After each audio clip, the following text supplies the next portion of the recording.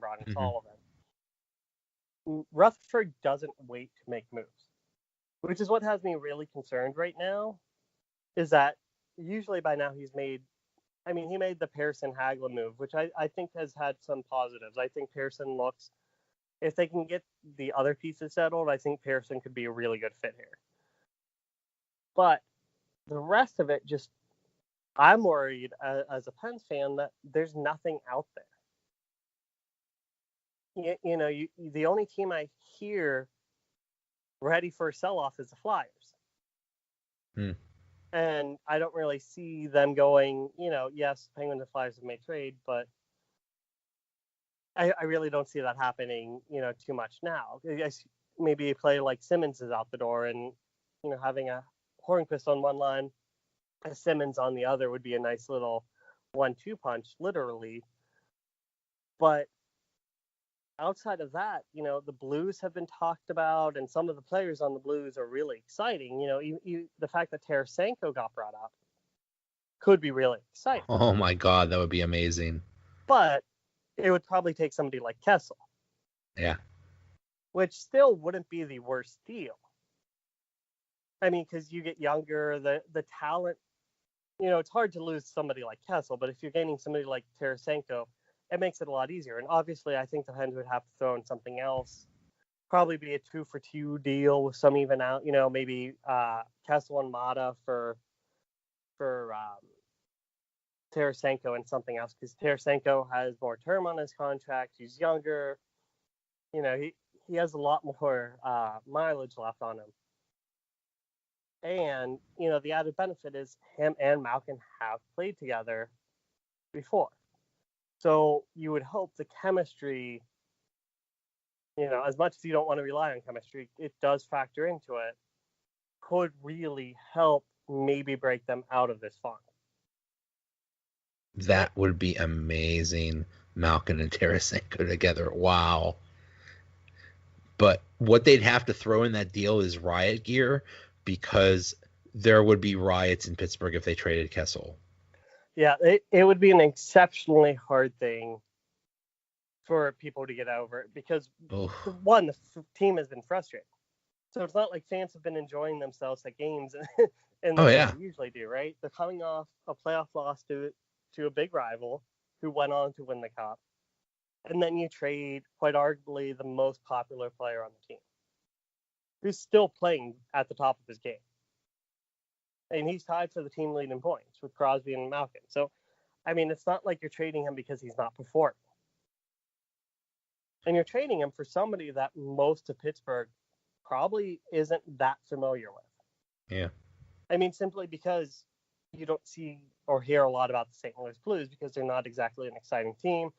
A lot of his career has been shut down by Hitchcock, or slowed down by Hitchcock, who, just strangles the life out of any offensive team and offensive players or individuals. It makes it really hard for somebody like Tarasenko to know what they're capable of. I mean, it's not terribly dissimilar to what Kessel had in both Boston and Toronto.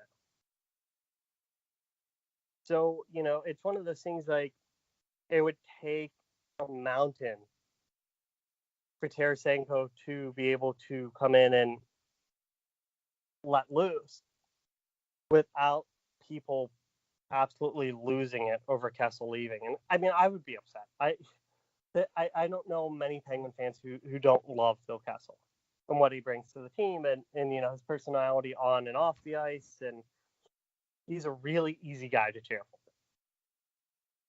Yeah. And it would hurt, but I think it's one of those things from a business perspective, as a trying to win perspective. I would hope fans would realize that there is a reason it was done. I mean, he's not a young guy anymore. I hate to say he's not a young guy my age, but yeah, let me call this guy old. That's the way I really want to go with this. But yeah, I mean, in hockey terms, he still has the speed and he still has a shot, but how much longer is that going to last? And that's the question. Right. Kessel's 31, Tarasenko's 27. Now I'm like my mouth is watered. It's like, oh my god, what if we get this guy? Yeah, I mean, I think things have to go a little more haywire for the Blues to get to the point where they actually are ready to consider trading Tarasenko. But here's the thing. In a trade like a Kessel for Tarasenko deal with the other pieces to balance it out, it could work for St. Louis because they would be getting back a known quantity. It's not like you're dealing for, Yager for Chris Beach and Michael Civic and I'm totally blanking on the third player. It was horrible. Whoever it was. Fata. It was Rico Fata, right? Oh god, yeah. Or no, maybe. No, Rico Fata was came later. Anyway, you're not getting three unknown prospects. You're getting a player who's a legit superstar in his own right. He's an all-star. He can do a lot to carry a team's offense. If you don't expect him to carry the team's, penalty killing or something like that, he's going to be great in that role. And that's what St. Louis is looking for. So it wouldn't really hurt them. They're very much in a win-now mode because their time is probably running out with Peter Angelo getting up there too and having injury problems. Who knows how long their goaltending is going to hold out. If the wheels really fall off of the Blues, they're one of the only teams I can see being willing to make a deal with the Penguins. It's just teams are relatively happy with a lot of their lineup. I was kind of surprised the Kings traded Pearson, to be honest. I think the Penguins got great value in doing a 1-for-1 like that. Yeah. But there's not many teams who can do that. And frankly, there's not many Penguins who can go the other way, who can bring back that kind of value. Like we talked about earlier, Hagelin has, his niche. He has the speed and he has the penalty kill. Who else on the Penguins has that one standout thing that allows them to be valuable as a trade asset? Kessel, Brassard could, Mata used to. I mean, you're looking at really selling low on a lot of these pieces, but there just aren't other options, especially if it's a bad trade market. Yeah. Ross Lupachuk, that's who you were thinking of. The last player in that Yager trade. Chris Beach, Michael Civic, Ross Lupachuk, basically the three horsemen of the suck apocalypse. The what was it called? Generation X or something like that? No, that was, I think that was before Generation X. It was oh gosh, what was it called? I saw a video of it the other day. But yeah, it was the most horrible hockey I've ever seen. And I'll put that in a nice way. There's never been worse hockey to watch in the new millennium.